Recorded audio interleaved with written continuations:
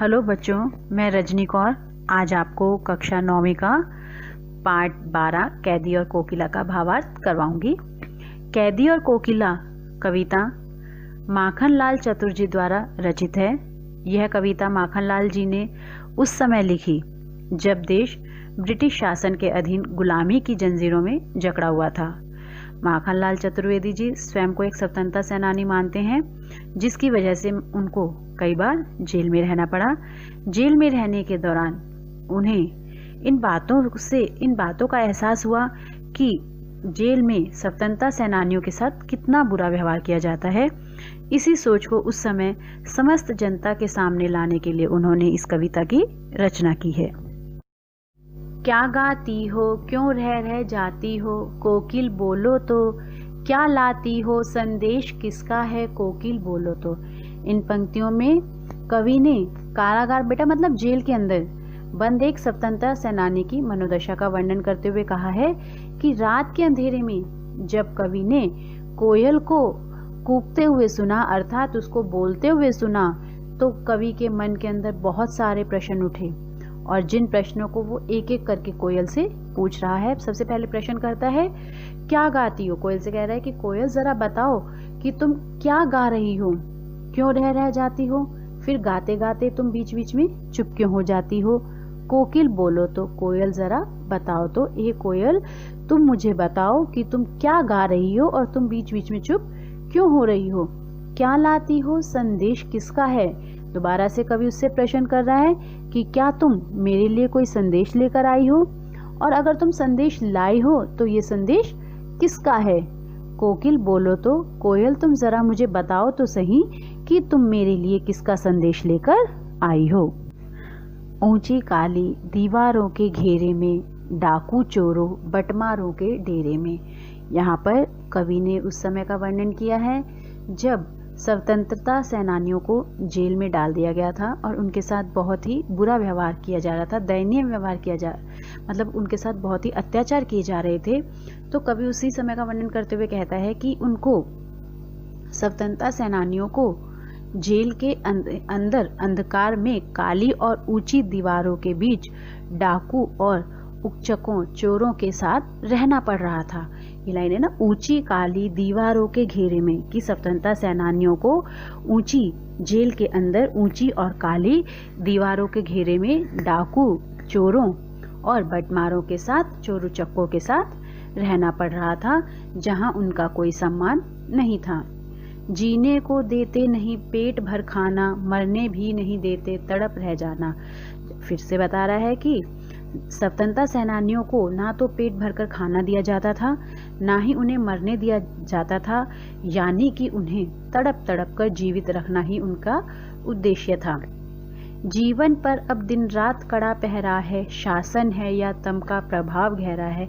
फिर यहाँ पर कवि जो है कोयल से फिर प्रश्न कर रहा है, जो अंग्रेजी शासन जो है उनके साथ जब अत्याचार कर रहा है तो उसी के बारे में वो कोयल से प्रश्न करते हुए कहता है कि हे कोयल, तू बता, क्या तेरे जीवन पर भी दिन रात कड़ा पहरा रहता है, क्या तेरे ऊपर भी शासन का या अंग्रेजी शासन के जो तम है, तम मतलब अंधकार, जो अंग्रेजी शासन है उसके अंधकार का तेरे ऊपर भी गहरा प्रभाव पड़ा है।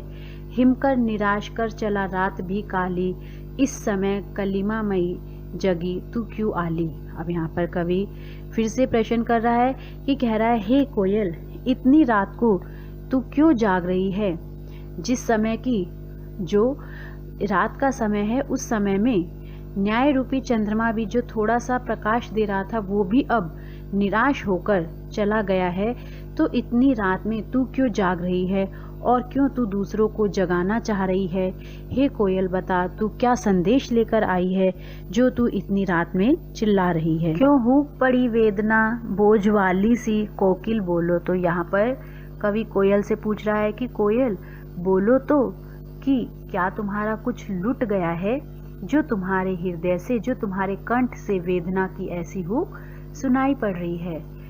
मृदुल वैभव की रखवाली कोकिल बोलो तो। कवि कोयल को दोबारा से कह रहा है कि जो कोयल है वो अपनी मीठी और सुरीली आवाज के लिए प्रसिद्ध है, जिसे गाते हुए सुनकर कोई भी मनुष्य प्रसन्न हो जाता है। लेकिन जब कवि जो है वो स्वतंत्रता सेनानी होने के कारण जब उसको जेल में बंद कर दिया गया है तो उसको कोयल की जो सुरीली और मधुर आवाज़ है वो उसको अब दुख और वेदना की अनुभूति करा रही हैं। इसलिए वह व्याकुल होता है और कोयल से बार बार प्रश्न पूछने लगता है कि कोयल बताओ, तुम्हारे ऊपर क्या विपदा आई है जो तुम इतनी रात में बोल रही हो? क्या हुई बावली अर्धरात्र को चीखी कोकिल बोलो तो, किस दावा नल की ज्वालाएं हैं दिखी कोकिल बोलो तो।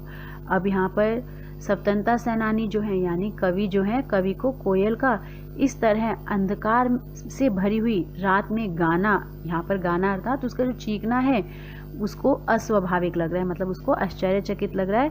इसी वजह से वो कोयल को बावली कहते हुए उससे एक प्रश्न कर रहा है कि कोयल तुम्हें क्या हो गया है, क्या तुम पागल हो गई हो जो इस तरह आधी रात, अर्धरात्रि मतलब आधी रात में तुम चीख रही हो। कोकिल बोलो तो, कोयल बोलो तो, किस दावानल की ज्वालाएं हैं दिखी। दावानल मतलब होता है कि जो जंगल में लगी हुई आग है, ठीक है। किस दावानल की ज्वालाएं हैं दिखी कि तुम्हें, क्या तुमने किसी जंगल में लगी हुई आग की लपटों को देखा है। कोकिल बोलो तो कोयल कि तुम इतनी रात में क्यों चिल्ला रही हो। यहाँ पर कवि ने जंगल की जो आग है उसके रूप में अंग्रेजी सरकार की यातनाओं की तरफ इशारा किया है। यहाँ पर जो कवि है वो अंग्रेजी सरकार की यातनाओं की तरफ इशारा करते हुए कह रहा है कि कोयल, क्या तुमने किसी जंगल में आग लगी हुई देख ली है। और उन्हें ऐसा लग रहा है कि जैसे कोयल ने अंग्रेजी सरकार की हैवानियत मतलब उनके जुल्मों को देख लिया है, इसलिए वह रात में चीख चीख कर सब लोगों को यह बता रही है। क्या देख न सकती जंजीरों का गहना, हथकड़ियाँ क्यों ये ब्रिटिश राज का गहना। अब कवि को लगता है कि कोयल उसे जंजीरों में बंधा हुआ देखकर यूं चीख रही है, इसलिए कवि जो है वो कोयल से कहता है कि क्या तुम हमें इस तरह जंजीरों में लिपटे हुए नहीं देख सकती हो। अरे ये तो अंग्रेजी सरकार द्वारा हमें दिया गया गहना है।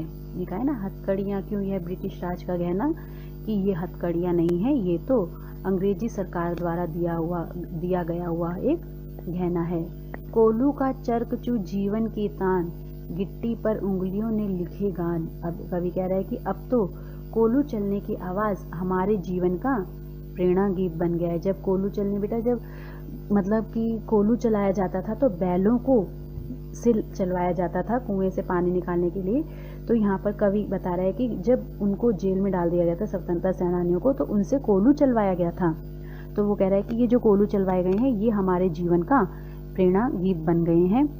दिन भर पत्थर तोड़ते तोड़ते हम उन पत्थरों पर अपनी उंगलियों से भारत की स्वतंत्रता के गान लिख रहे हैं। ये लाइन है ना, गिट्टियों पर उंगलियों से लिखे गान। गिट्टी मतलब जो पत्थर हैं, उन पर अपनी उंगलियों से भारत की स्वतंत्रता के गाने हम लिख रहे हैं। हूँ मोट खींचता लगा पेट पर जुआ, खाली करता हूँ ब्रिटिश अकड़ का कुआं। कवि कह रहा है कि हम अपने पेट पर रस्सी बांधकर कोलू का चरखा चला चलाकर ब्रिटिश सरकार की अकड़ का जो कुआं है उसको हम अब खाली कर रहे हैं। दिन में करुणा क्यों जगे रुलाने वाली, इसलिए रात में गजब ढा रही आले। अब कवि कह रहा है कि इस समय जो कोयल है उसने भी ये सोचा है कि मैं दिन में चिल्लाकर, दिन में अपनी आवाज़ गाकर लोगों को क्यों रुलाऊं। इसलिए वो कह रही है, कवि कह रहा है कि दिन में करुणा क्यों जगे रुलाने वाली, इसलिए रात में गजब ढा रही आली। तो कवि कह रहा है कि हमारे अंदर जो करुणा उत्पन्न नहीं होती है, ना ही हम रोते हैं।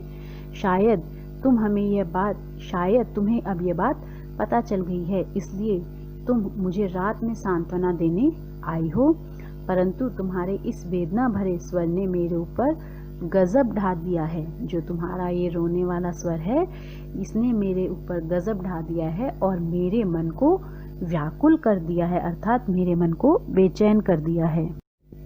इस शांत समय में अंधकार को भेद रो रही क्यों हो, कोकिल बोलो तो चुपचाप मधुर विद्रोह बीज इस भांति बो रही क्यों हो, कोकिल बोलो तो।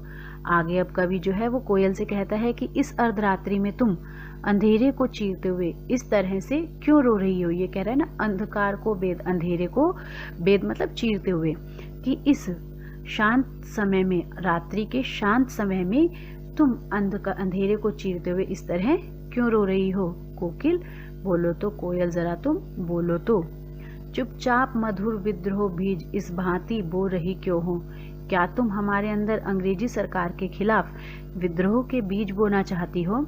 इस तरह से कवि जो है वो जेल में कैद एक स्वतंत्रता सेनानी के मन की दशा का वर्णन कर रहा है कि किस प्रकार कोयल यह गीत गा गा कर भारतीयों में देश प्रेम और देशभक्ति की भावना को मजबूत बनाना चाहती है, ताकि वे लोग अंग्रेजों की परतंत्रता से यानी अंग्रेजों की गुलामी से मुक्ति पा सकें।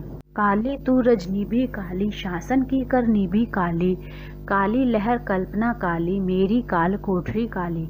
अब यहाँ पर कवि ने अंग्रेजी शासन काल के दौरान जेलों में स्वतंत्रता सेनानियों के साथ हो रहे घोर अत्याचार का वर्णन करते हुए कहा है कि काले रंग को हमारे समाज में फैले दुख और अशांति का प्रतीक मान लिया गया है। इसलिए कवि बता रहा है, कवि जो है हर चीज को काला बता रहा है। यहाँ पर कवि ने समाज में फैले दुख और अशांति को, जो काला रंग है उसको दुख और अशांति का प्रतीक माना है। इसलिए कवि ने हर चीज को काला बताते हुए कहा है कि काली तू की कोयल, तू भी काली है, रजनी भी काली, जिस रात्रि में, रजनी मतलब रात्रि, जिस रात्रि में तू कूक रही है वो भी काली है, शासन की करनी भी काली, और अंग्रेजी जो शासन है उसकी जो करतूतें हैं, उसकी जो मतलब उसकी जो कार्रवाई है, जो कर्म है वो भी काले हैं। शासन की करनी भी काली, काली लहर कल्पना काली, की जेल की काली चार दीवारी में चलने वाली हवा भी काली है। और यहाँ पे फिर दोबारा से कह रहा है, टोपी काली कमली काली, कि जो मैंने टोपी पहन रखी है वह भी काली है, और जो कंबल मैं ओढ़ता हूँ वह भी काला है। मेरी लोह श्रृंखला काली, कि मुझे जिन लोहे की जंजीरों में बांध दिया गया है वो भी काली हैं।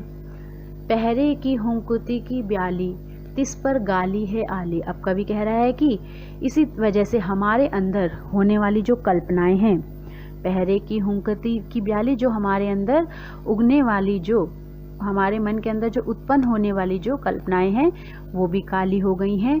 इतनी यातनाओं को सहने के बाद हमारे ऊपर दिन रात नजर रखने वाले पहरेदार जो हैं, उनकी हुंकार, उनकी आवाज भी हमें, और जो उनकी गालियां भी हमें सुनाई देती हैं, वो भी किसी काले सांप की तरह हमको डसने के लिए दौड़ती हैं। इस काले संकट सागर पर मरने की मदमाती, कोकिल बोलो तो अपने चमकीले गीतों को क्यों कर हो तैराती, कोकिल बोलो तो। अब कवि ये समझ नहीं पा रहा है कि कोयल स्वतंत्र होने के बाद भी इस अंधेरी रात में कारागार के ऊपर मंडराकर अपनी मधुर आवाज में गीत क्यों गा रही है।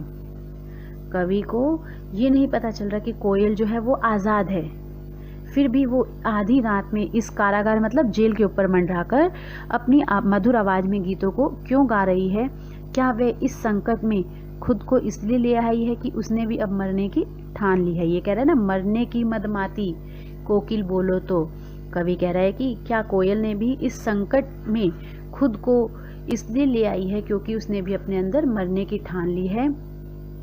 अपने चमकीले गीतों को क्यों कर हो तैराती, कोकिल बोलो तो। कवि कह रहा है कि अगर उसने मरने की ठान ली है तो इससे उसको कोई लाभ होने वाला नहीं है। इसलिए वो दोबारा से कोयल से पूछा है, हे कोयल बताओ, तुम क्यों इस विपरीत परिस्थिति में आज़ादी की भावना जगाने वाले चमकीले गीत, मतलब आज़ादी की, यहाँ पर चमकीले गीतों से भी प्राय बच्चों आज़ादी की भावना जगाने वाले गीतों से है, कि तुम इस विपरीत परिस्थिति में भी आज़ादी की भावना जगाने वाले गीत क्यों गा रही हो, कोयल बोलो तो। तुझे मिली हरियाली डाली, मुझे मिली कोठरी काली, तेरा नभ भर में संसार, मेरा 10 फुट का संसार। अब यहाँ पर कवि जो है, कवि ने स्वतंत्र कोयल और बंदी कैदी की मन स्थिति की तुलना का बड़े ही मार्मिक ढंग से वर्णन किया है। बहुत ही सुंदर ढंग से कवि ने कोयल और कैदी की स्थिति का वर्णन किया है। कवि कह रहा है कि जहाँ एक और कोयल पूरी तरह से स्वतंत्र है, उसके लिए पेड़ों की हरी भरी डालियां हैं, वहीं कवि को एक छोटी सी कालकोठरी मिली हुई है। फिर से बता रहा है, तेरा नभ भर में संसार, की कोयल का तो पूरे आकाश में संसार है, पूरा आकाश ही उसका संसार है, अर्थात वो कहीं भी घूम फिर सकती है, उड़ सकती है। लेकिन मेरा 10 फुट का संसार, लेकिन कैदी का जो संसार है, कैदी की जो कोठरी है, चार दीवारी है, वो केवल 10 फुट की है, जिसमें उसको अपना जीवन बिताना है। तेरे गीत कहावे वहा, रोना भी है मुझे गुनाह। कवि कह रहा है कि कोयल के गीत, तो जब कोयल जब अपने गीत गाती है तो उसे सुनकर लोग वाह वाह करते हैं, वहीं दूसरी ओर कवि के, कैदी के रोने को कोई भी सुनता नहीं है। रोना भी है गुनाह कि कैदी का जो रोना है उसको कोई सुनता भी नहीं है, अर्थात उसको कोई रोने भी नहीं देता है। देख विषमता तेरी मेरी, बजा रही तिसकी रणभेरी। कवि कह रहा है कि देख मेरी और तेरी, यानी कैदी और कोयल की परिस्थिति में जमीन आसमान का फर्क है, फिर भी कोयल युद्ध का संगीत क्यों बजा रही है। कैदी ये कोयल से जानना चाह रहा है, कह रहे ना बजा रही तिसकी रणभेरी, इसका मतलब है कि कोयल जो है, मतलब तिसकी रणभेरी, युद्ध का संगीत क्यों बजा रही है। कैदी कोयल से जानना चाहता है कि आखिर कोयल के इस तरह रहस्यमय ढंग से गाने का क्या मतलब है। इस होम कृति पर अपनी कृति से और कहो क्या कर दूं। कवि यहाँ पर कवि ने कोयल और कैदी दोनों के अंदर स्वतंत्रता की प्रबल भावना को दिखाया है। जहाँ कोयल अपने जोशीले गीतों से देशवासियों में विद्रोह को जागृत करती है, वहीं कैदी स्वतंत्रता के लिए लगातार अंग्रेजी सरकार की यातनाएं सह रहा है।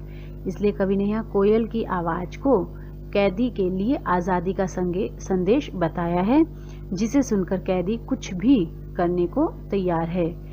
कोकिल बोलो तो मोहन के व्रत पर, प्राणों का आंसू किसमें भर दूं। कोकिल बोलो तो, फिर उससे दोबारा से कैदी कोयल से पूछा है कि हे कोयल मुझे बता, मोहन के व्रत पर मतलब मोहन का व्रत मतलब गांधी जी द्वारा चलाया गया जो स्वतंत्रता आंदोलन है, कि गांधी जी द्वारा चलाए गए स्वतंत्रता संग्राम में मैं किस तरह से अपने प्राणों को झोंक दूं। मैं तुम्हारे संगीत को सुनकर अपनी रचनाओं के द्वारा क्रांति की ज्वाला भड़काने वाली अग्नि तो पैदा कर रहा हूँ, लेकिन तुम मुझे बताओ कि मैं देश की आज़ादी के लिए और क्या कर सकता हूँ। धन्यवाद बच्चों, आशा करती हूँ कि आपको ये अच्छे से समझ आ गई होगी।